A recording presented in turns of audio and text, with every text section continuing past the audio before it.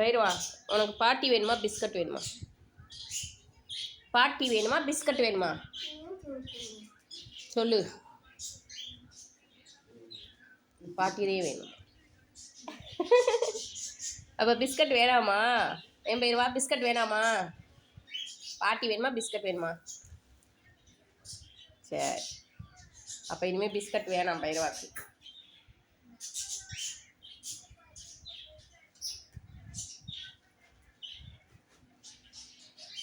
இனிமேல் பிஸ்கட்லாம் வாங்க வேணாம்டா பயிர்வாக்கு.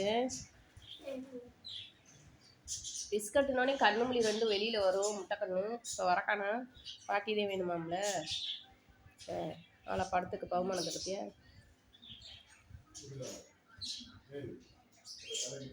ஒன்றே இல்லை.